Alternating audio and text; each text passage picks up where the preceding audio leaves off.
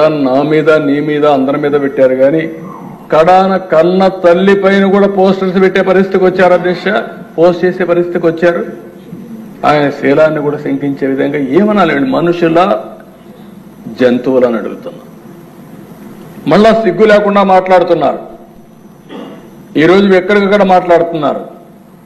అంటే తల్లిని కూడా క్యారెక్టర్ అసాసినేషన్ చేసే వాళ్ళని మీరు నేను ఒక లెక్క, ఈ రాష్ట్ర ప్రజానికి ఒక లెక్క అని అడుగుతున్నా. నేను ఈ వర్రా రవీంద్రారెడ్డి యొక్క ఫేక్ ఐడి, ఆయన ఐడి తోటి ఒక ఫేక్ ఐడి తయారు చేసి వైఎస్ షర్మిల గారి అట్లాగే వైఎస్ సునీత గారి మీద అబ్యూజ్ చేస్తూ సోషల్ మీడియాలో పోస్టులు పెట్టడం జరిగింది. సో అది చూసినటువంటి రవీంద్రారెడ్డి లోకల్ పోలీస్ స్టేషన్లో ఫిర్యాదు చేయడం జరిగింది.